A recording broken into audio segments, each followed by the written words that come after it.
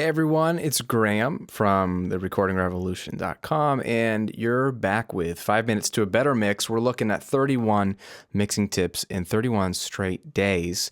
And today I've got a really important one. Again, we're at the beginning of the mix. Be patient. I know all you want are tips and tricks, but hang in there. This is all crucial. I want your mix to sound as full and big and wide as possible. And one way to do that is to reduce how many stereo tracks you're working with. Okay, pick one stereo track. That's what I tell people all the time, and it's what I pretty much do on any given mix. What am I talking about? I'm talking about the fact that you could have stereo piano, stereo acoustic guitar, you could have mic'd up guitar amps with stereo, you could have stereo drum overheads, you could have stereo pads and loops all over the place. What's wrong with stereo? Nothing. Stereo's awesome.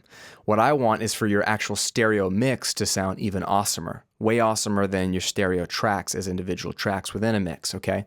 So I don't really care that your stereo piano sounds awesome or your stereo acoustic guitar sounds awesome. What I care is that it sounds awesome in the mix. And what happens is, more often than not, if you have a bunch of stereo tracks, they look something like this. Take a look right here. In Pro Tools, I have a piano track, and it's a stereo track, and so it's panned hard left and hard right. That's very typical. It's going to sound like a stereo loop track would, or piano part would, if it was recorded with two mics. This is acoustic guitar that was mic'd up with two mics, okay? And so it's panned left and right. Here's what it sounds like. Here's the acoustic guitar.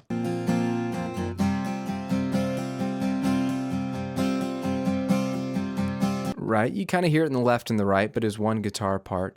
Here's some piano.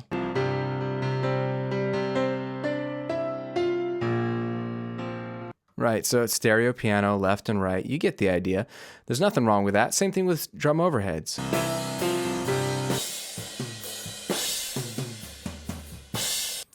These are all stereo tracks. But in the mix, they're going to just wash out your mix if you have a bunch of stereo tracks. Take a listen. Here's a kind of build, and there's a lot of tracks happening, and there's plenty of stereo happening.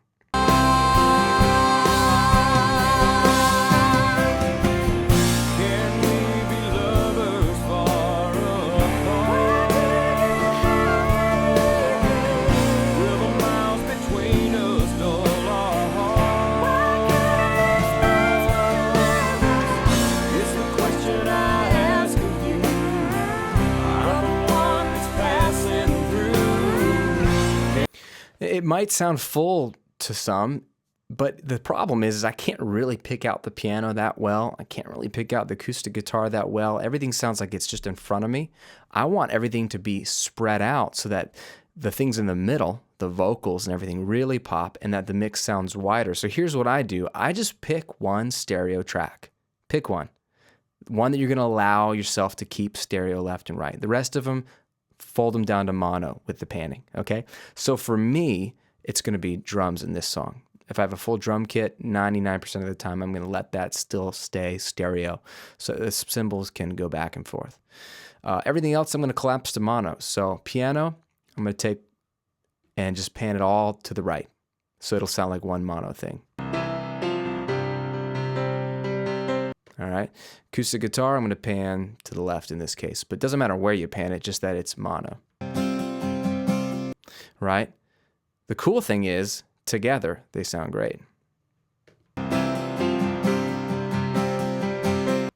What does that do in the mix, though? It does this.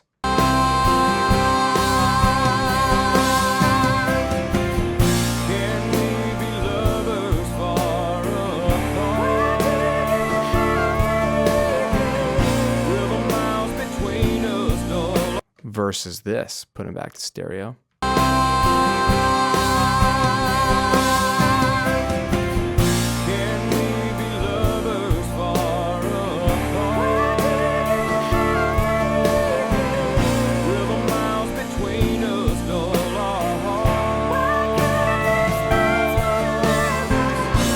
Did you hear how while I was panning that mix just opened up a little bit as the piano was more perceivable on the right, the acoustic guitar more perceivable on the left? If you want a big sounding stereo mix, then use mono tracks. That's the irony. You get a great big stereo sound by having lots of mono tracks or stereo tracks panned mono spread along from left to right and anywhere in between. If they're mono, then you'll perceive them at one specific location. Your ear can go, oh, there's the vocal. Oh, there's the guitar. If it's in stereo, it's everywhere at once, and that just muddies up and completely washes out your mix. So think about that next time when you're doing your static mix, when you're starting to get pan positioning together and you're really about to get after it. Decide what's going to be your stereo track. It could be the piano if it's a piano-oriented song. It could be stereo acoustic guitars if that's what's driving your song. Pick one of those. That's fine. But don't have more than one stereo track. That's just something to consider. And I think you'll find you're going to get bigger, wider mixes out of it by focusing on mono tracks. Hope that helps. Again, this is Graham at therecordingrevolution.com. We'll see you on another 5 minutes to a better mix.